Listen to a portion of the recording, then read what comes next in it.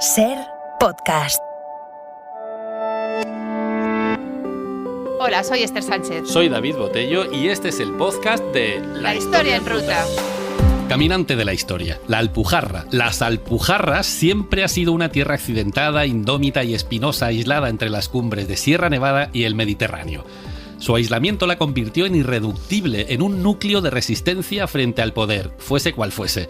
Por aquí han pasado los celtas, los fenicios, los romanos, los godos y sobre todo los bereberes, que han dejado su influencia en la gastronomía, en la arquitectura y en la artesanía. A lo largo de esta ruta encontramos 4 momentos regados de sangre que han dejado una huella profunda en esta tierra.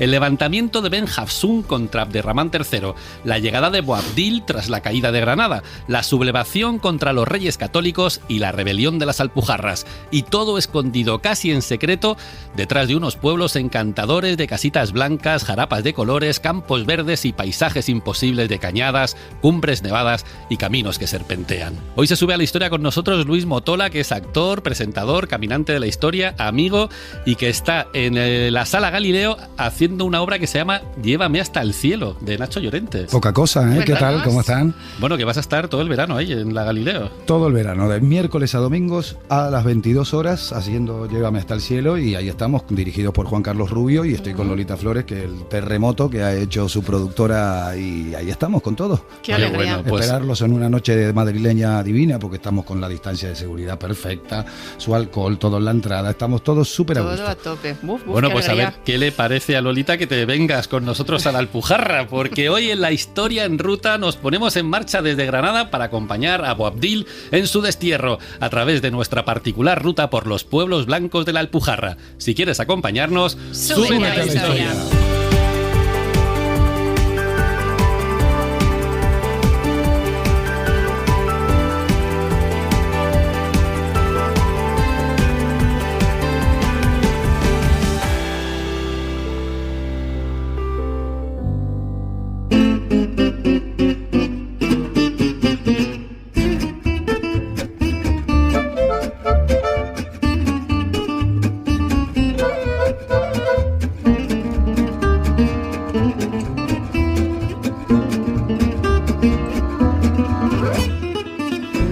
Claro, ¿qué es eso de la Alpujarra? ¿De dónde viene la palabreja? Ni si es la Alpujarra o las Alpujarras. Lo del singular o el plural no pone de acuerdo a casi nadie, pero todos los de aquí la llaman Alpujarra, así que vamos a quedarnos con el singular. Excepto para la rebelión, que por lo que sea siempre ha sido la de las Alpujarras. Es verdad, siempre ha sido la rebelión de las Alpujarras. La rebelión de las Alpujarras. Sí, eso en plural. Respecto a la palabreja, los que han echado una lectura a los cronistas andalusíes dicen que esta tierra se llamaba Tierra del Sirgo, por la cantidad de seda que se criaba aquí. Luego, cuando vieron que los cristianos que andaban aquí refugiados eran tan duros de pelar que les costó casi 200 años conquistarlos, los árabes llamaron a esta tierra Abuxarra, la pendenciera o la indomable. Hay quien dice que las fortificaciones que salpican toda esta zona se llamaban Ad-Borgela, Castillo de los Aliados, del que vendría Alpujarra. Bueno, derivó así como libremente, ¿no? Bueno, Alborgela. Es que lo he dicho. Alborgela, mejor Alborgela. dicho. Otros dicen que la tierra es tan rica que los árabes la llamaron Albusharra. A esto ya se va pareciendo más. Sierra de pastos, quiere decir la palabra.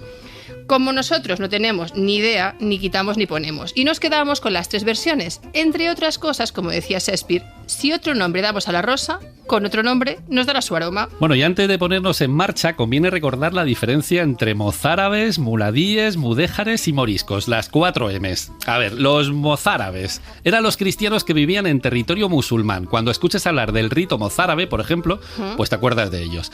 Los muladíes eran los cristianos que se habían convertido al Islam. El nombre árabe viene a ser algo así como engendrado de madre no musulmana. No le caían bien a casi nadie. Los cristianos lo llamaban renegados y los moros los despreciaban por advenedizos. Pobres. Se habla poco de ellos, pero había muchísimos. Dicen que de muladí viene a través del portugués la palabra mulato. También Qué para que bueno. os acordéis, los mulatos, Los ¿no? Las mulatos. mezclas. Qué bueno. Luego están los mudéjares, que eran los musulmanes que se quedaron en tierra cristiana. Nos podemos acordar de la arquitectura mudéjar. Casi siempre la hicieron los alarifes andalusíes, que eran los mejores constructores de la Edad Media. Y luego están los moriscos, que eran los moros bautizados. Tampoco le caían bien a casi nadie. Y es de quienes vamos a hablar, y mucho, en esta ruta por la Alpujarra.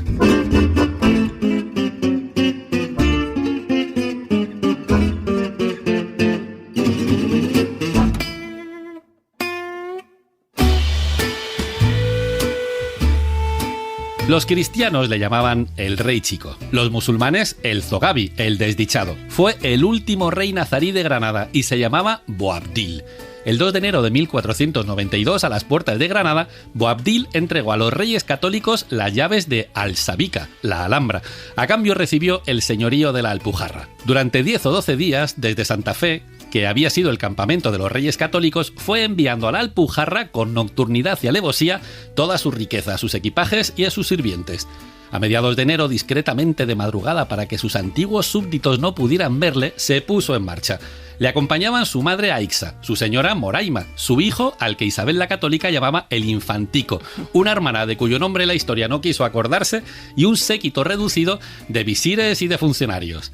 Al llegar a un puerto que hay a 2 leguas y media de Granada, entre Otura y el Padul, Boabdil frenó su caballo y se detuvo. Miró con emoción la ciudad de Granada. Delante de él esperaba un paisaje árido, pedregoso y sombrío, lo que viene siendo el opuesto dramático de Granada. Y entonces a Boabdil se le cayeron unas lagrimitas mientras decía entre suspiros: «Alá Akbar, oh gran Dios». Al escucharlo, a Isa, la típica madre castradora, le echó una bronca de flipar. Llora como mujer lo que no has sabido defender como hombre. Ya le vale. Y mirando colérica a Granada, huyó vencida, pero no domada. Ahí está. Desde entonces, a aquel puerto se le llama el Suspiro del Moro.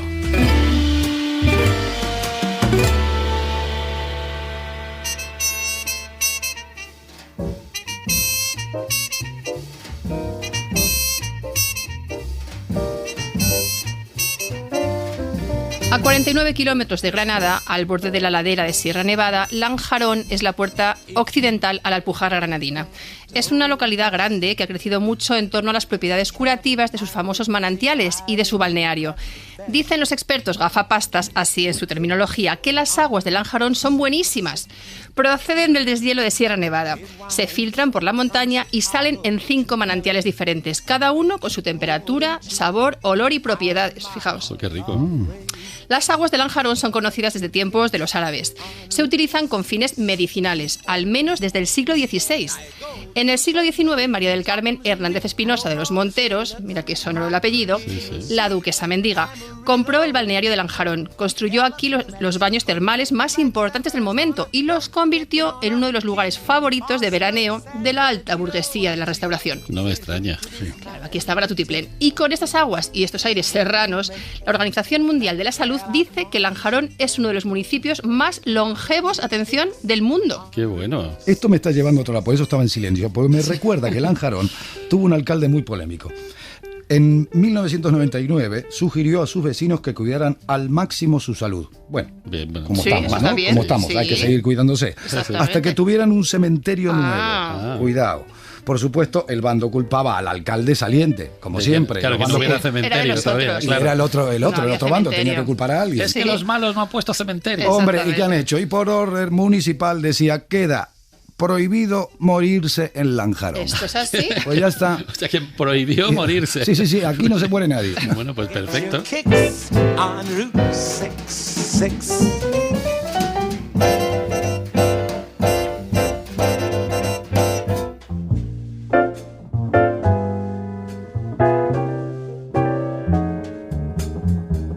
Pues nos hemos venido al Hotel España, Balcón de Lorca de Lanjarón, y nos espera aquí su gerente, Francisco Gálvez. Este es un sitio muy especial que guarda el espíritu de Federico García Lorca y muchos recuerdos de su paso. Hola, Francisco, muchas gracias por acompañarnos. Buenas. Hola, muy buena, encantado.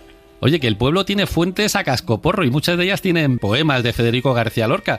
¿Qué relación tiene Lorca con Lanjarón y qué relación tiene con el Hotel España? Cuéntanos. Pues sí, pues el pueblo consta de más de 20 fuentes adornadas de cerámica granadina, con versos de Lorca dedicados a la belleza del agua y de los manantiales que tiene Lanjarón. Ah, ¿y por qué? ¿Por qué tiene tanta devoción por Lanjarón Lorca Sí. o Lanjarón por Lorca? Pues tuvimos la suerte y el privilegio de contar con la presencia de la familia Lorca Ajá. en el año 1926. ¿Cómo acabaron Sí, aquí? se calaron porque doña Vicenta, la madre de Federico García Lorca, Sí. cayó enferma Ujú. y le recetaron un manantial que hay aquí en Lanjarón que se llama el agua de la Capuchina. Ah, Entonces vino y le sentaba bien y entonces Federico venía a hospedarse aquí al Hotel España. Claro, muy bien. O sea que ahí hay un montón de cositas de Lorca. ¿Tenéis ahí? ¿Guardáis cosas de Lorca todavía? Sí, tenemos borradores, manuscritos, tenemos una habitación que es un museo, que lo tenemos como museo, exactamente lo mismo que cuando estaba él, y tenemos relatos y manuscritos, y tenemos el bar y el restaurante con fotografías de él, con manuscritos, en borradores, Qué bueno. y lo tenemos todo. Hay una carta de Lorca que la firma en Lanjarón, que decía que llegaba a Lanjarón con ganas de terminar el Romancero Gitano. Sí, conservamos la copia del manuscrito de la Reyerta de Gitano, que se dice que se inspiró en los hechos ocurridos en la Alpujarra. Ah, qué bueno. Sí. Y a ver, que tengo entendido esto. Manuel de Falla venía, ¿no? De vez en cuando Manuel a verle, de Falla, ¿no? sí, era, exactamente. Manuel de Falla era muy amigo de él, pero Manuel de Falla no se hospedaba en este hotel, en el Hotel España. Se hospedaba en un hotel justamente pegado aquí al Hotel España, que se llamaba el Hotel Parque. Sí. Pero lo visitaba todas las tardes y echaban todas las tardes hablando en los salones de arriba. Y luego a Federico García Lorca le gustaba mucho tocar el piano, que el piano lo tenemos en el restaurante expuesto. Qué bueno. Qué bueno. O sea que estaba con Lorca, iban a estas aguas medicinales de la Capuchina y se tomaban un poquito ya juntos se también, ¿no? quedaban ahí. Y tocaban el piano, qué bueno. Y qué bueno. creo además que, bueno, en el 2017, ¿no? Se cumplieron 100 años del hotel, ¿verdad? De la existencia del hotel. Que hicisteis una fiesta, creo que por todo lo alto. Sí, se intentó recrear todo el ambiente del verano de aquellos años, de los años 20, con decoración, con música, con vestuarios para todos los asistentes. Vinieron unas 500 personas. Me la he perdido. Con cartas de menú de aquellos tiempos. Pusimos un coche de la época en la puerta para que la gente se paseara. Y la verdad que muy bien, muy bien. De hecho, la gente me pregunta que cuándo lo vamos a volver a hacer. Pues Hombre, claro, pues hay que repetir y a una esa fiesta de vamos, esas, esa ya claro, vamos. yo no fallo. Qué maravilla, pues muchas gracias, qué interesante y qué gusto conocerle. Sí, Francisco Gálvez, gerente del Hotel España, Balcón de Lorca, de Lanjarón. Un fuerte abrazo. Muchas gracias a ustedes. Muchas Adiós. gracias. Adiós.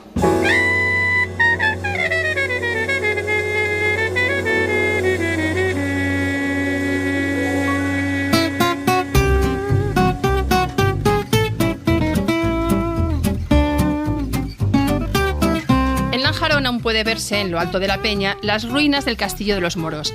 En tiempos del Reino de Granada, los alpujarreños vivieron en paz, dedicados a la agricultura. Lo que pasa es que su fama de levantiscos, era tremenda, y los reyes nazaríes no se fiaban ni un pelo de ellos.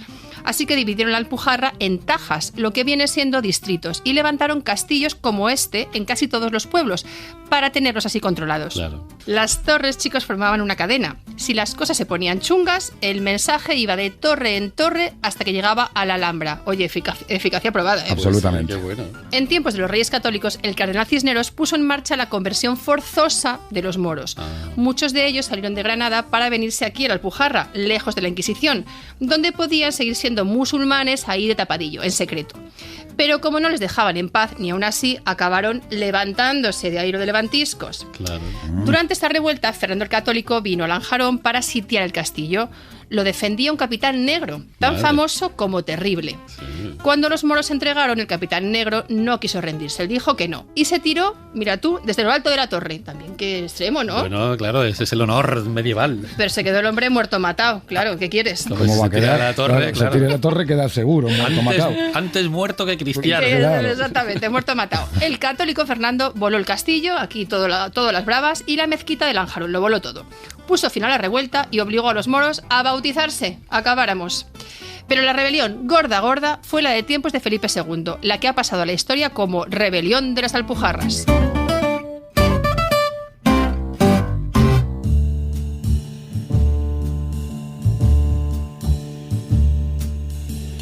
Los moriscos eran los musulmanes bautizados, ya lo hemos contado antes, un poco así como la fuerza. En tiempos de Felipe II, el arzobispo de Granada pensaba que aunque los moriscos eran cristianos, pues no eran muy católicos, así que siguiendo las consignas del Concilio de Trento, les prohibió, por las buenas o por las malas, cualquier cosa que tuviera que ver con su cultura, su lengua, sus libros, sus vestidos, sus ceremonias, sus baños, sus ritos y sus cositas, que hasta ese momento las conservaban. Bueno, total, que los moriscos de Granada se defendieron, nombraron su propio rey, Aben Humeya, de los Omeya de toda la vida, y llamaron al levantamiento. Así estalló la rebelión de las Alpujarras, que también se llamó la Guerra de Lanjarón. Felipe II salió de Madrid, montó la corte en Córdoba y mandó al ejército para acabar con los moriscos. A los soldados se les fue la mano y ahí ya todo el mundo se volvió loco. El fanatismo de uno y otro bando tomó las Alpujarras. Los moriscos se pusieron en plan guerra de guerrillas y el ejército se lió a mamporrazos con cualquier morisco, fuera rebelde o no lo fuera. La propaganda cristiana aireó las barrabasadas de los moros y se cayó las propias. Así, por ejemplo, los cronistas decían que los moros tomaban hachís para excitar a las tropas, que veneraban sus flechas y que los genízaros eran muy burros. Y airearon los pecados de la carne de Aben Humeya y su desmedida afición por las mujeres, y los pecados de la carne de los corsarios y su desmedida afición por los muchachos. Aquí en Lanjarón contaban que los moriscos incendiaron la iglesia con los cristianos que se habían refugiado dentro, de donde se deduce que los malos malísimos de esta historia pues eran los moriscos. En fin, como la cosa estaba bastante chunga, el rey mandó a Juan de Austria, el héroe de Lepanto, que entró a sangre y fuego las Alpujarras y remató la faena. Derrotó a Aben Humeya y a sus secuaces, acabó con los últimos reductos de los moriscos y acabó el trabajito con la toma de Lanjarón. Acabada la rebelión, Felipe II expulsó del reino de Granada a todos los moriscos y los repartió por Castilla. Como perdió casi toda la población, llegaron cristianos viejos para repoblar la zona, pero no eran suficientes, así que casi una cuarta parte de los pueblos de la Alpujarra quedaron abandonaditos perdidos. Benito.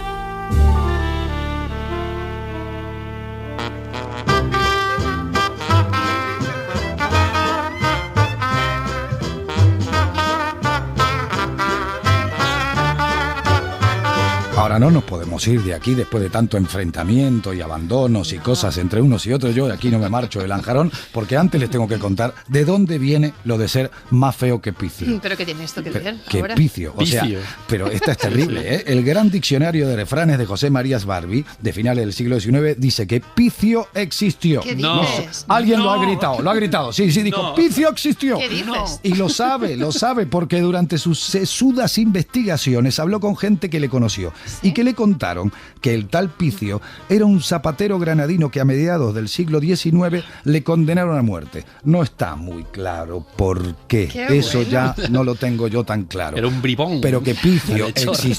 existió. Qué fuerte. Ahora, cuando estaba en capilla, a puntito de ser ejecutado, le llegó el indulto. Así, pero le llegó de sopetón. Indultado. Sí, indulto, ala, adiós. Le dio tal impresión que perdió el pelo de todo el cuerpo.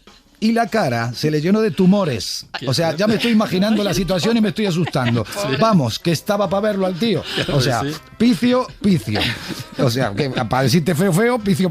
Es lo mismo. Cuando salió del Trullo, Picio se vino a vivir a Lanjarón huyendo de las risas de los granadinos. O sea que aquí hombre. viene Lanjarón. Y que tú Picio te vayas, que vivió todo el mundo vea cómo te vas y se ríe. O sea, esta ya es una imagen que me queda, pero para toda la vida. Las pocas veces que se le vio por la calle, iba con la cara tapada con un pañuelo. Como no salía de su casa, nunca fue a la iglesia. Claro. Así que mira, hasta el cura le echó. El cura de Lanjarón, El claro. cura, sí, le echó Ay, directamente. Dice, pobre. y nunca más se supo de él. De ahí más Yo feo sí me que quedo con el Picio. Picio, el feo. Picio el feo, Ahora. sí.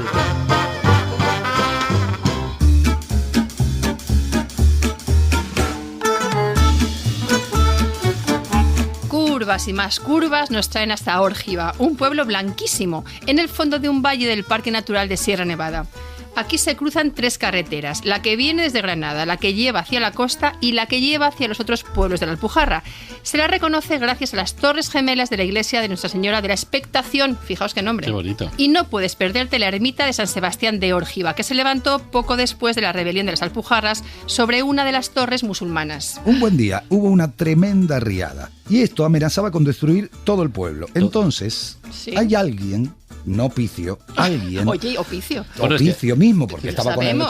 con su pañuelo en la cara tapado y con la gente ¿Y cómo no riéndose, se sabe quién fue? tiró una piedra enorme al río y esto desvió la corriente. O sea, el pueblo se salvó por los Pero pelos. tuvo que ser una piedra tremenda. Pero bastante grande. Yo no sé qué tan grande como para cargar una cosa y que desvíe también la corriente. Difícil. Tremendo, enorme. Cuando la gente de Órgiva corría a la ermita de San Sebastián para darle las gracias, vieron que los pies del santo patrón estaban manchados de barro. Uy, Oh. ¿y esto? ¿Y Otro por qué? otro A ver detalle. si ¿Por va qué a había ser- barro? ¿Por qué ¿Sería el patrón? santo? A ver si fue él.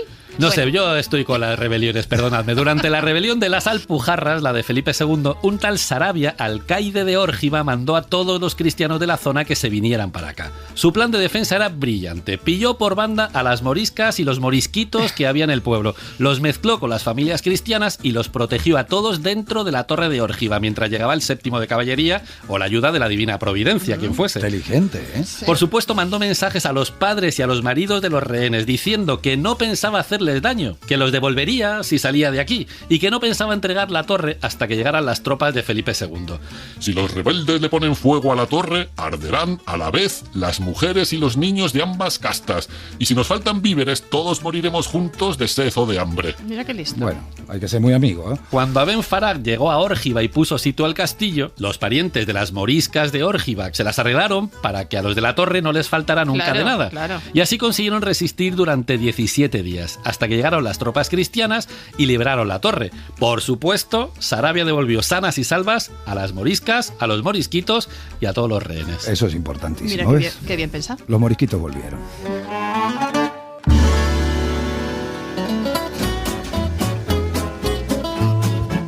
La carretera serpentea hasta Soportújar, el pueblo de las brujas. Lo de las brujas se debe probablemente a que cuando Felipe II expulsó a los moriscos de la Alpujarra, Soportújar se repobló con familias gallegas, que ya sabéis que les va lo de las meigas, queimadas y las leyendas celtas. Claro. En Soportújar son conscientes del tirón que tienen las brujas y los hechiceros, así que han puesto en marcha el Proyecto Embrujo. Mirad qué bien Qué suena. bonito. Proyecto Para- Embrujo. Sí. Proyecto Espera, Embrujo. espera. Proyecto Embrujo. Exactamente. Es con ese ruido. Para impulsar el turismo, que oye, hace, Claro, hace falta. A su sombra hay un centro de interpretación de la brujería, que esto está también muy bonito. Una feria del embrujo también y una ruta temática que arranca en la cueva del Ojo de la Bruja, donde puedes tirar una moneda y mira, todos tus sueños serán realidad. Qué bonito. Esto está muy guay. La ruta pasa por zonas con nombres mágicos como el Mirador del Embrujo, la Era de los Aquelarres, la Fuente de las Brujas o la Fuente del Dragón de la Fertilidad, de todas esas cosas. Qué bueno. Y podemos encontrar por todo el pueblo amuletos contra maleficios, símbolos relacionados con la magia negra y esculturas de brujas, con sus marmitas para hacer pociones, escobas voladoras, gorros puntiagudos, magia potagia, vamos, de todo. Qué chulo. Magia potagia. Bueno, en la plaza de Soportújar, junto a la iglesia, hay un cartel de azulejos que dice: Cápsula del tiempo, embrujo de Soportújar. esta cápsula del tiempo es una caja hermética en la que las familias de Soportuja guardaron mensajes y objetos y los sellaron tras los azulejos el 16 de agosto de 2015. La idea es que la cápsula se recupere después de un viaje en el tiempo el 16 de agosto de 2065, es decir, 50 años después de sellarla. Seguro que los que la abran flipan con todo lo que se ha guardado dentro. Y tanto que van a Pues flipar. no lo dudo que van a flipar, claro. Vamos. Pero mira, después de flipar, y a la salida del pueblo, nos despide una estatua de un Buda azulado. Anda, Un Buda azulado. qué bonito. Ahí con Cerrar las, los ojos e imaginaros. con las ¿no? paredes blancas de fondo, qué chulo. Azulado. Y el Buda ahí, ¿no? Todo gigante, azulado. Esto viene a santo de que en Soportújar hay un centro budista tibetano, el del Selling. Lo he dicho bien, ¿no? Selling. Selling. Sí, sí. Al que se llega por una carreterita monísima. Monísima. Pero no sabes que es tan carreterita, y es que es monísima. Se inauguró a finales del siglo pasado para favorecer la práctica intensiva de la meditación y difundir las enseñanzas de Buda, el azulado. Aunque no vayas a apuntarte a un cursillo, el centro se puede visitar. Y tiene pintaza, ¿eh?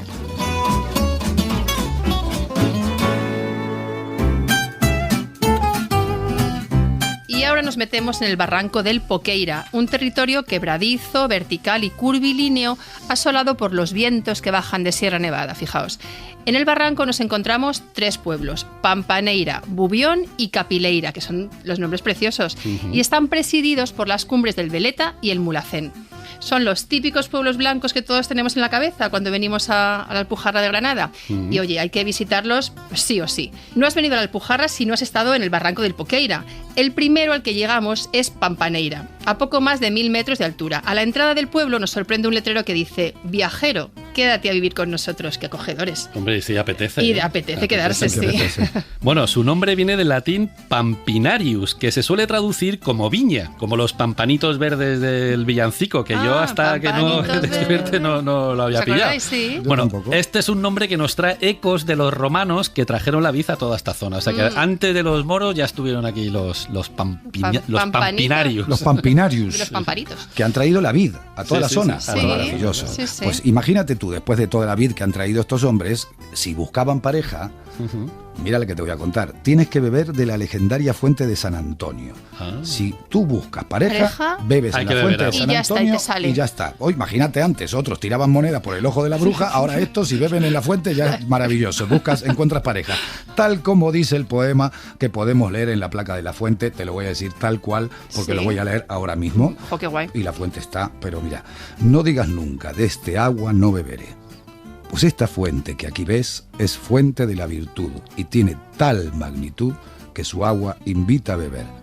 Y soltero que la bebe con intención de casarse, no falla, pues al instante novia tiene. Ya lo ves. Qué bonito y qué bien leído. Y así leído, bien recitado. tú lo lees, te salen novias y bueno, en fin. Le puse un toquecito de voz, no, de esta gente que como ha traído tanta vid, dije, mira, le voy a poner un tono. Bueno, ya que estamos en esta plaza tan pintona, nos apuntamos a probar el plato estrella de la Alpujarra. Patatas a lo pobre con pimientos, huevos fritos, chorizo, morcilla, lomo y jamón. Ligerito. Vamos. Para recuperar fuerzas y aprovechar para charlar con Mercedes Carrascosa, artesana y vecina de Pampaneira. Mercedes. Hola Mercedes, ¿qué tal? Hola, bien. Oye Mercedes, ¿es Pampaneira o no es Pampaneira el pueblo más bonito de España? Bueno, a ver, yo no soy neutral, porque claro, yo soy de aquí, pero es de los pueblos más bonitos de España, Es precioso, es una maravilla. Es cierto. ¿Verdad? Pampaneira, Mercedes, progresa sobre todo gracias a los turistas, ¿no? Que venimos al pueblo porque es muy pintoresco. Pero hay una cosa que habéis hecho muy bien los vecinos. ¿Cómo habéis contribuido a tenerlo así de bonito el pueblo, a conservarlo así? Porque nosotros lo cuidamos, porque después de muchos años nos hemos dado cuenta que vivimos gracias al pueblo. Claro. Pues porque si no fuera por el turismo y bueno, y por la protección que hizo la Junta de Andalucía hace 35 años, así, ¿no? O 30, no me acuerdo, de los 3 pueblos del Barranco de Poqueira, de la arquitectura y y también lo declaró Parque Natural y luego más tarde Parque Nacional. Qué bueno. Pues gracias a eso nosotros no hemos podido quedar en nuestro pueblo. Bueno, ya que comentas lo de la arquitectura, es verdad que es muy curioso y que los pueblos de la Alpujarra se parecen, pero aquí es verdad que se ve claramente ese modelo arquitectónico. ¿Cómo es la arquitectura de la Alpujarra y de Pampaneira? Es una arquitectura hecha sin arquitectos, ¿no? Claro.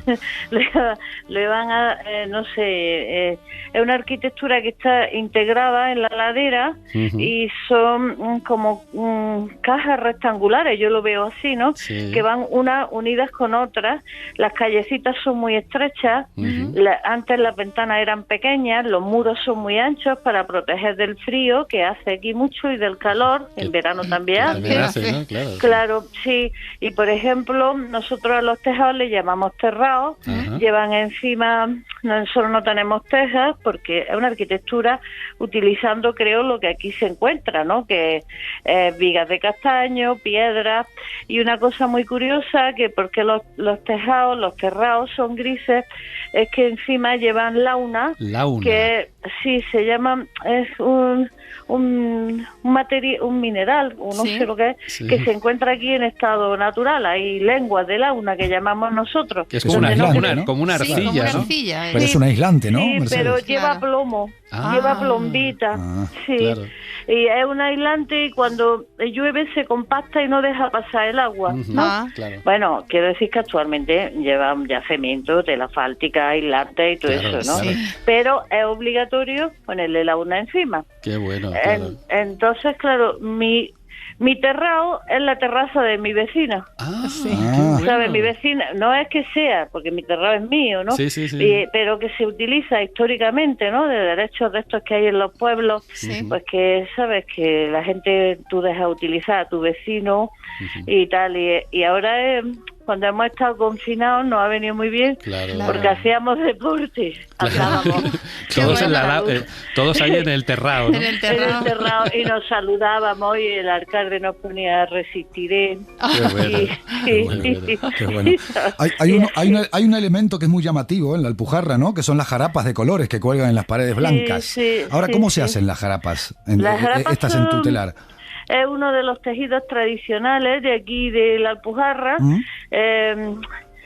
Cuando vivían aquí los árabes, los moriscos, Sí, ¿sabes? los aquí bereberes. se tejía, aquí se tejía seda, ¿no? Ajá. Y se criaba. Y se vendía en Granada en la alcaicería, que alcaicería es mercado de la seda, significa. Claro, qué bueno. Cuando lo expulsaron con la repoblación, trajeron gente del norte y de distintos sitios, y entonces, pues claro, trajeron también sus costumbres.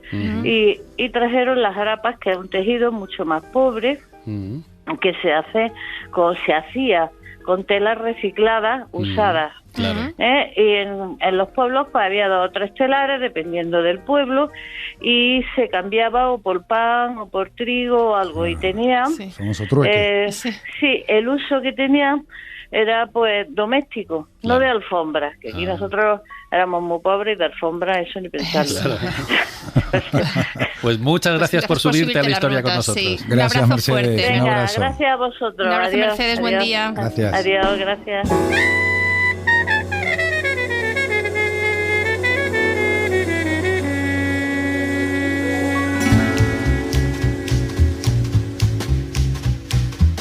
La carretera sigue subiendo de curva en curva hasta el siguiente pueblo de Poqueira, que es Bubión. Es muy recomendable aparcar el coche en la carretera y bajar dando un paseíto para ver el casco urbano, que es donde mejor se conserva la esencia arquitectónica. El nombre viene del latín bovium, que significa terreno de bueyes. Ya te puedes imaginar por qué. Aquí se pueden encontrar restos romanos y, por supuesto, árabes. En la plaza de la iglesia está el Museo de la Casa Alpujarreña, imprescindible si quieres entender mejor la arquitectura popular. Dentro puedes ver una colección de objetos de labranza, de la industria textil y de otros oficios y tradiciones de la comarca que se están perdiendo o que ya se han perdido. Y luego nos vamos a la iglesia de la Virgen del Rosario, que se levantó sobre una antigua mezquita al acabar la rebelión de las Alpujarras, que tiene una historia que pone los pelos como escarpias. Cuenta la leyenda que en tiempos del reino de Granada, una joven mora llamada Cecilia se enamoró aquí, en Bubión. Y se enamoró de un cristiano llamado Diego de Enciso. Imagínate tú, el padre de Cecilia se cabrió con ella y para quitarle la tontería le hizo un sase, pero de las guapas, la encerró en la torre de la mezquita. Manía con Ay, encerrar a las pobre. mujeres. ¿qué Es cosa? una manía, sí, es una gran manía que han tenido esta gente. Madre Entonces, luego la versión más de esta truculenta de la historia cuenta que el padre pilló por banda a Diego, que le dio matarile con sus propias manos. O sea que se Ya. lo cargó. Se lo ha cargado Bueno, sin matado. escuchar las súplicas ni los llantos de Cecilia, porque a oído sordo dijo, no contento con eso, el padre la dejó encerrada hasta que a la pobre le dio por morir. Hasta de pena se moriría, porque Sí, vamos. se nos fue Cecilia. Desde entonces se siguen escuchando por todo, pero por todo el valle, los lamentos de Cecilia. La mora cautiva. Imagínate tú que se esté escuchando eso. Es, Un poco sustito, ¿eh? Oye, que yo me estoy asustando yo. Y dicen que a veces se aparece su fantasma en la torre. O sea, que ahora es la torre de la iglesia. Imagínate tú que aparezca el fantasma en la torre. Pues no me quiero Yo- imaginar. No, yo tampoco. Entonces también se cuenta que al subir a la torre, a la derecha, se conserva el cuarto donde estuvo encerrada. Y que si subes a la torre y te atreves a tocar la puerta, queriendo o sin querer, aparece una mano negra pidiendo ayuda. Ay, madre. La leyenda tiene una cara B que dice que el padre enterró todas las joyas de Cecilia para que, si le daba por escaparse, no pudiera ni ponerse guapa, ni venderlas para nada, ni para vivir con Diego, ni con nadie. Que te digo yo una cosa, si se escapara estaría pensando ya en las joyas de verdad. Hombre, padre, sí, claro, ¿eh? vende, coge las Ay, joyas, las ay, vende ay, y vive ay. la vida. Mira, la vida mira, loca. mira. No dudo, pero si no lo dudo, que desde ese momento los cazadores de tesoros han venido hasta Bubión para ver si encuentran la joya de Cecilia. Y yo ya estoy programando mi viaje para ver si las encuentro también. Me lo cuentas que las Ya encuentras. veremos. Seguimos con las curvas ascendentes hasta la próxima parada, Capileira, al borde del Parque Nacional de Sierra Nevada. A una altura que sobrepasa los 1.400 metros, es el pueblo más alto del Valle de Poqueira. Capileira también debe su nombre al latín, en este caso capillaria, que viene a significar capilar o cabellera, me estaba a mí sonando. Dicen que se refiere a que está en el punto más alto del barranco y desde luego tiene unas vistas, pues fijaos, impresionantes. En cuanto dejas la carretera principal y entras a pie en las callejuelas del casco antiguo, reaparece la esencia de la vida alpujarreña. Te recomendamos pasear por la Plaza del Calvario, la iglesia de Nuestra Señora de la Cabeza, en donde se encuentra una virgen que donaron los Reyes Católicos. También está el Museo de Artes y Costumbres Populares Pedro Antonio del Arcón, que está en una casa tradicional. Nos descubre pues un montón de objetos relacionados con la vida cotidiana de Capileira. Y si te gusta patear la montaña, desde Capileira sale una ruta que sube andando al Mulhacén, que es el pico más alto, ya sabéis, de la península ibérica. Cuenta la leyenda que se llama así por el penúltimo rey de Granada, el padre de Boabdil, Muley Hacén. Muley Hacén era rey de Granada cuando un buen día le dio un cupidazo con una joven noble castellana llamada Inés de Solís, que estaba de cautiva en la Alhambra. El flechazo fue recíproco y nuestra Inés se convirtió al Islam y pasó a llamarse Zoraida, el lucero de la mañana. Pronto se convirtió en la favorita del rey y Aixa, la honrada, la madre de Boabdil, se sintió repudiada y la lió. Pilló por banda a Boabdil, su hijo, y le puso la cabeza loca con su padre ahí, malmetiendo malamente contra él. Al final Aixa consiguió lo que quería. Boabdil se levantó contra su padre y le quitó el trono. Un relato menos legendario dice que durante el reinado de Muley Hacén hubo un momento en que la cosa económica que siempre había fluido estaba bastante chunga. Así que la mejor salida parecía firmar un pacto de vasallaje con Castilla. Lo que pasa es que Muley Hacén no estaba de acuerdo en humillarse y propuso declarar la guerra a los castellanos. Boabdil negó con la cabeza y como los granadinos estaban cabreados con su rey, se levantaron en el Albaicín. Boabdil se sumó a las revueltas, añadió el bando de los que preferían pactar con Castilla y acabó derrocando a su padre y quedándose con el trono de Granada. Entonces Muley Hacén, triste, cegato y viejuno, se retiró con Zoraida y con sus hijos a un lugar escondido en Sierra Nevada. Cuando estaba ya muy malamente de lo suyo, le pidió a Zoraida que lo enterrara en secreto en el lugar más alto y alejado de la civilización, para que nadie pudiese amargarle el descanso eterno. Zoraida cumplió el mandado religiosamente y le enterró en el pico más alto de Sierra Nevada, y allí sigue todavía. Por eso el Mulhacén lleva su nombre.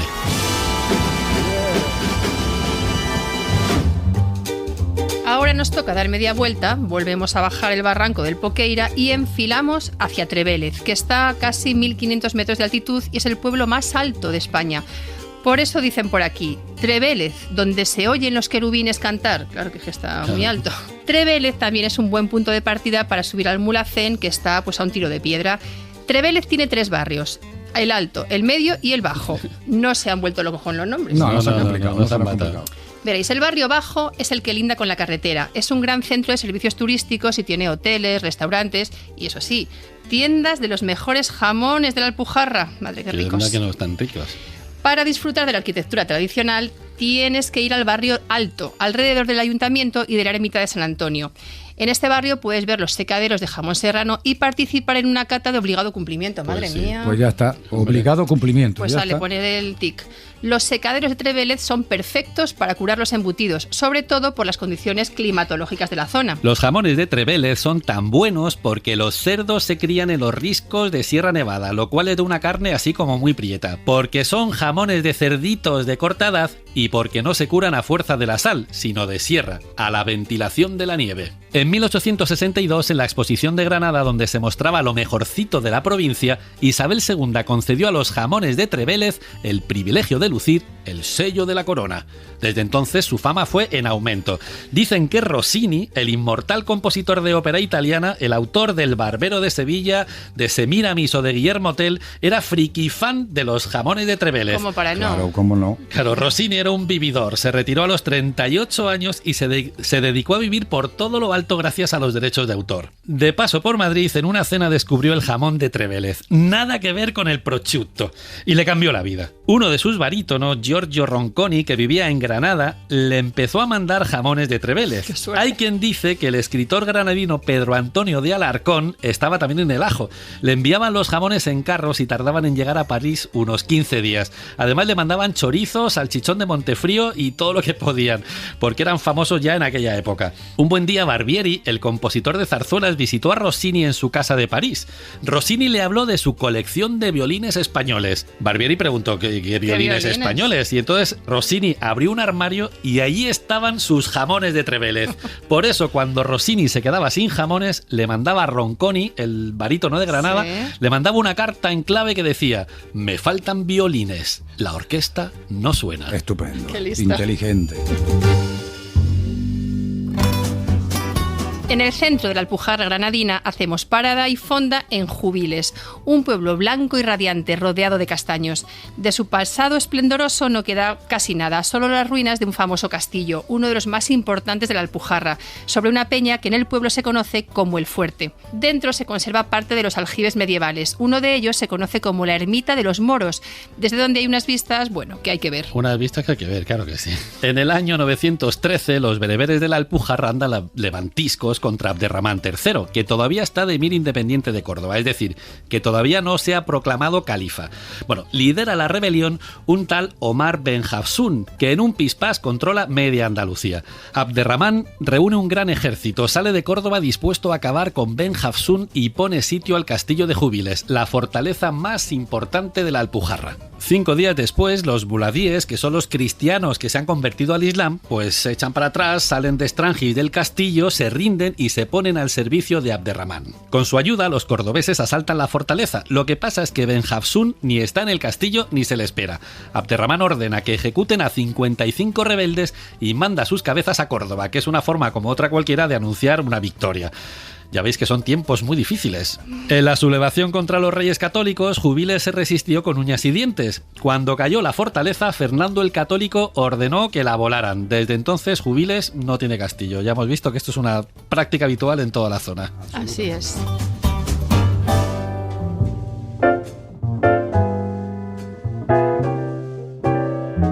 Durante la rebelión de las Alpujarras, Jubiles tomó partido por el rebelde Aben Humeya y lo pagó muy caro. Las tropas de Felipe II ejecutaron a más de 1000 cautivos mudéjares, mujeres y niños en un descampado que desde entonces se conoce como el Huerto de los Mártires. Esta tragedia le sirvió a Ildefonso Falcones, el autor de La Catedral del Mar, para elegir al protagonista de su nueva novela, La mano de Fátima, un morisco que se llama Hernando de Jubiles. La novela empieza diciendo: Jubiles, las Alpujarras, Reino de Granada, domingo 12 de diciembre de 1568. Y para hablar del impacto de La mano de Fátima en Jubiles, tenemos una cita en la calle Ildefonso Falcones, donde nos espera Lourdes Molina, la alcaldesa de Jubiles. Hola Lourdes, ¿qué tal? Hola Lourdes. Hola, buenos días. Mira Lourdes, al pasar por la iglesia hemos visto un grupo de turistas esperando que sonaran las campanas que suenan al principio de la novela. ¿Viene mucha gente a Jubiles para conocer el lugar donde se ambienta La mano de Fátima? Pues sí, la verdad es que sí, viene bastante gente a la plaza para ver dónde fue la matanza famosa esa que se dice en la novela. Sí, la matanza está documentada, vamos, sí, que fue tremenda. Por eso. ¿Cómo se vivió en Jubiles la publicación en el 2009 de la novela de Falcones? ¿Qué supuso para el pueblo? Bueno, supuso que nos dio publicidad, la verdad, al pueblo. Y la gente empezó a venir, ahora ya, pues menos, no es lo mismo recién hecha la novela que ahora ya cuando ha pasado 10 años. Claro. Pero bueno, al principio sí, cuando vino el Ildefonso también a la calle que se le puso el nombre, pues la verdad es que también atrajo bastante gente. Hola Lourdes, soy Luis Motola, ¿cómo estás? Muy bien. Mira, tú estabas de alcaldesa cuando le pusiste a esta calle el nombre, ¿no? Ildefonso Falcones. Y el homenajeado vino a la inauguración, ¿cómo fue ese momentazo? Sí. Pues bueno, la verdad es que me puse en contacto con él, bueno, con su editorial, y a través de la editorial me pusieron en contacto con él. Entonces me dijo que tenían pensado venir a esquiar a la sierra en Semana Santa él con su mujer y con la familia. Claro. Qué bueno que aprovechando que venían en Semana Santa, pues que no tenían inconveniente, pues venían a Jubiles para hacer lo de la calle, traer libros y firmarlo. Entonces, pues Sábado Santo, fue un sábado 3 de abril, y ya está, pues se vino a Jubiles con su mujer Carmen, sus 4 hijos, sobre las 12 de la mañana, hicimos la rueda de prensa, contestó todo lo que se le preguntó, nos contó que antes de escribir la novela, mientras la estaba escribiendo, había venido al pueblo y había dormido, pero la verdad es que no lo había visto. Si lo habíamos visto, pues tampoco lo habíamos visto. Lo habéis conocido porque... Claro, porque ya había escrito La Catedral del Mar, pero tampoco es un personaje público. Claro. Entonces, realmente, si ha estado aquí, pues nadie se dio cuenta, ni se enteró, ni nada. ¿Cuánta gente vivís en Jubiles? ¿Cuántos vecinos sois? Sobre unos 100. Viviendo lo que hay en invierno, 100. Luego en verano, como siempre, todos estos pueblos se llenan de la gente que vive fuera y que viene en verano a pasar aquí las vacaciones. Muy bien, pues Lourdes Molina, alcaldesa de Jubiles, muchísimas gracias por subirte a la historia con nosotros. Tenemos que seguir, que vamos ya con el tiempo justo. Sí, tenemos que seguir. Un abrazo y seguimos ruta. Gracias. Adiós, Lourdes.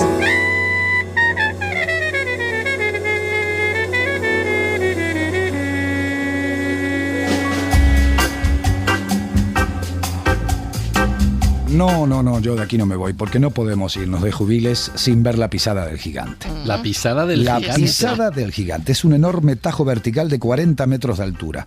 En esta pared aparece una huella humana gigantesca. Toma ya. Pero Y bueno. cuenta la leyenda, como siempre, cuenta Sí, la leyenda. que te sabes un montón de leyendas. Tú, Hombre, ¿eh? aparecen, como Madre que mía. cuentan la leyenda que en la cueva de la Umbría, una cueva enorme que está aquí, al ladito, muy cerquita, vivía un gigante que nunca molestó a nadie. Y no le gustaba que le molestaran Un a él. tipo tranquilo. Si él no molesta, ¿por qué lo tienen que molestar? Exactamente. Eso está muy claro. Un buen día el gigante se cabreó, no me preguntes a mí por Porque qué. le molestaron, seguro. Porque alguien le habrá cabreado, claro, algo ha pasado. Si él lo molesta y bueno, Pues ya ya está. está. Y bueno, así que le pegó una patada a la pared de piedra, porque esa era la manera de que él se enfadó ese día, le pegó una patada y desde entonces se ve una huella, que es la que le da el nombre a esa pared. Y quedó una bueno. huella, la huella del gigante. La huella del gigante. Cabreado. Impresionante. Cabreado, claro.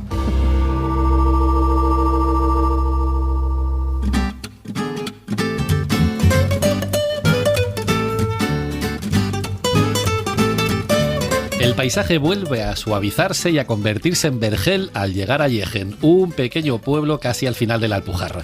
Es famoso en la zona porque allá por 1919 se vino a vivir aquí Gerald Brennan, don Geraldo, un joven escritor británico en busca de experiencias. Sus compañeros Bertrand Russell y Virginia Woolf le visitaron en Yegen alguna vez. Su casa se sigue llamando la Casa del Inglés. En la fachada hay una placa que recuerda que aquí escribió Al sur de Granada, toda una declaración de amor a las Alpujarras, donde cuenta las cosas de Yegen, pero todo como muy exótico, aunque por lo que se ve no fue todo tan hermoso como lo pinta el libro.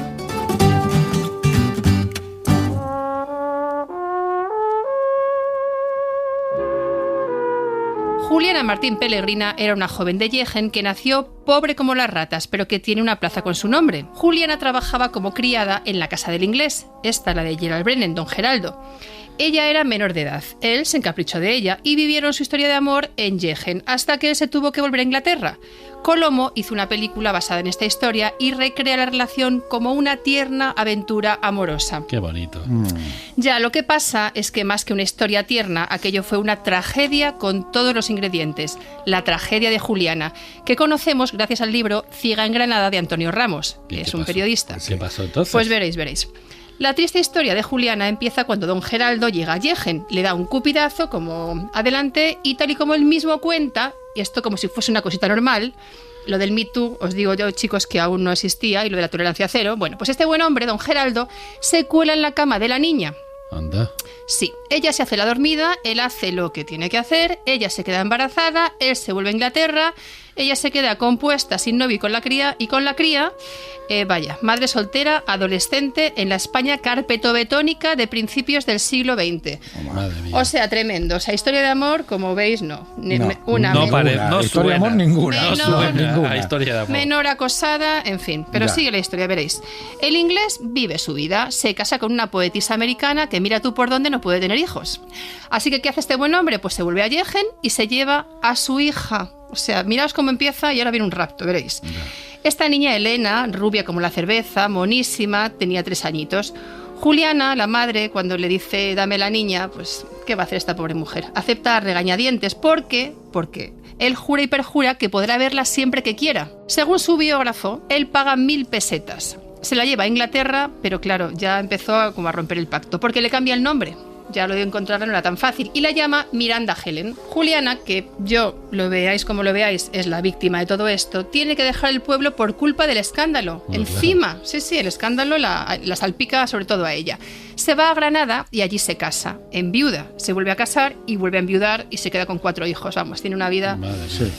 La pobre mujer desgraciada. Las pasa canutas para sacar adelante a su familia, pero la saca. Porque es una guerrera, claro. Una guerrera. Madre coraje. Exactamente. Totalmente. Pero esta mujer no descansa y tiene tiempo para buscar a su hija por toda Granada. Dice que recorría la alcaicería y paraba a cada extranjera con la que se cruzaba, porque su niñita era rubia, y preguntaba en las zapaterías. Y diréis, ¿por qué en las zapaterías? Pues es que su niña había nacido con un detallito, que es que tenía 2 dedos de los pies pegados. Y ella, con la misma esperanza que la Cenicienta de encontrarla por el zapatito, recorría zapaterías en busca de su niña, pero dicen que no tuvo suerte. Ya. Mientras tanto, la niña Elena pues creció ajena a todo esto y se casó con un médico, cuando ya se hizo mayor, con un médico francés con el que tiene 2 hijos.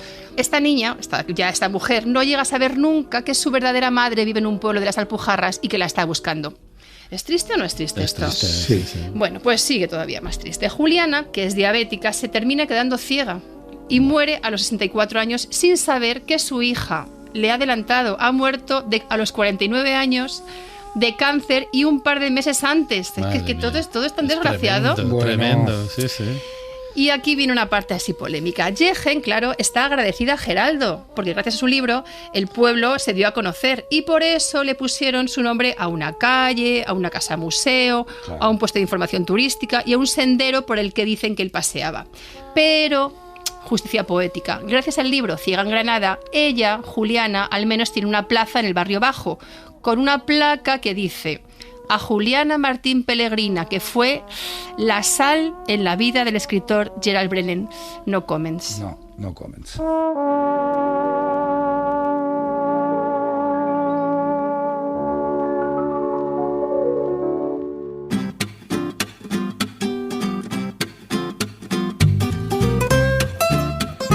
Llegamos a nuestro destino, Láujar de Andarax, capital de la Alpujarra almeriense, señorío de Boabdil. Está enfrente a la Sierra de Gádor, pegadito al Parque Natural de Sierra Nevada. Tiene casonas señoriales de arquitectura morisca. Tiene la iglesia mudéjar de la Encarnación, a la que llaman Catedral de la Alpujarra. Y tiene un montón de fuentes repartidas por el casco urbano. En una de ellas podemos leer unos versos de Francisco Villaespesa, poeta y dramaturgo que nació aquí. 6 fuentes tiene mi pueblo, y aquel que bebe sus aguas, tal sabor la gloria tiene que nunca podrá olvidarlas. Qué bonito. No tiene fortaleza ni mezquita desde cuando el levantamiento contra los reyes católicos. El conde de Lerín puso sitio al castillo. Como se le resistía, que es una cosa que hacían mucho, voló con pólvora la mezquita, donde se refugiaban las mujeres y los niños de Láujar. Desmoralizados, los moriscos entregaron la fortaleza para enterrar allí a sus muertos. El conde, ¿qué hizo? Los pasó a cuchillo. Y el católico Fernando, ¿qué hizo? Voló la fortaleza y dale, sin Esto en las crónicas cristianas no venía, ¿no? No, esta parte no lo contaba. No. Sin palabras. A pesar de todo, el espíritu levantisco sobrevivió a los mártires del fanatismo y durante la rebelión de las Alpujarras, Aben Humeya se proclamó rey aquí, en Láujar, irreductibles hasta el final. Aquí en Láujar de Andarax vivió el zagal, el último rey moro de Almería que le peleó el trono de Granada a Boabdil. El zagal se vino a Láujar porque había pactado con los reyes católicos la entrega del reino de Almería a cambio del señorío de la Alpujarra. No sé si os suena. Sí. Vivió aquí unos meses hasta que sus católicas majestades le pidieron amablemente que se marchara de España. Pero amablemente, ¿no? Siempre. El zagal agachó las orejas y se marchó con el rabo entre las piernas a Marruecos. Nada más llegar, el califa de Fez lo detuvo, se quedó con todas sus riquezas, lo metió en el trullo y le quemó los ojos. No para. Se cuenta que muchos años después iba por Marruecos un mendigo anciano y ciego que llevaba sobre el pecho un cartel que decía: Este es el rey desventurado de los andaluces. Acertaste, era el zagal. Bueno, pues aquí vino Boabdil después de vender Granada a cambio del señorío de la Alpujarra, de vendérselo a los reyes católicos. Claro. Aquí vivió tranquilo, aunque no dichoso, con su adorada Moraima, con el infantico, su hijo, con su madre Aixa y con su pequeña corte. Aquí se dedicó a la caza de liebres con galgos y de pájaros con azores. Aquí se ganó el cariño de sus súbditos. Aquí se enteró de que los reyes católicos se le habían jugado y querían mandarlo a Marruecos sin billete de vuelta. Aquí se acordó de lo que le había pasado a su tío, el zagal, y se quejó muy fuerte. Yo he cedido un reino para estar en paz y no he de ir a otro ajeno a estar en cuestiones. Aquí tuvo que hacer las maletas porque sus católicas majestades se salieron con la suya. Y aquí vio morir de melancolía a su señora Moraima cuando todo estaba listo para dejar la Alpujarra. No has querido seguirme, me has dejado solo enfrente de mi destino. Boabdil se fue a Fez. El califa era pariente y le dejó vivir en paz durante 33 años en un alcázar que levantó para que le recordara a la Alhambra. Se dice que murió en una batalla defendiendo el trono de califa. Luchó como un valiente hasta que le dieron matarile a orillas de un río. La corriente le arrastró hasta el mar y allí desapareció. Una cosa muy curiosa es que lo mismo le pasó al último rey godo, a don Rodrigo, con lo cual el círculo se cierra. El círculo se cierra, claro. El último rey de Granada murió como el último rey de los godos. Sí.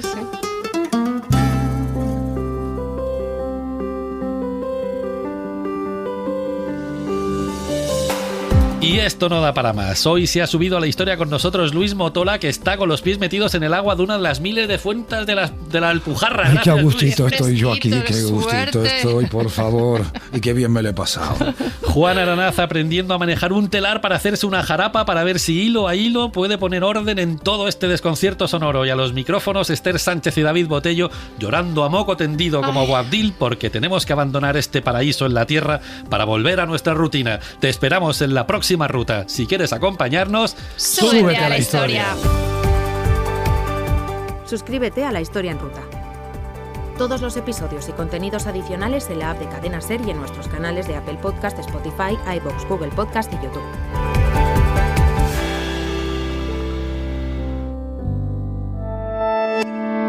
Cadena Ser. La radio.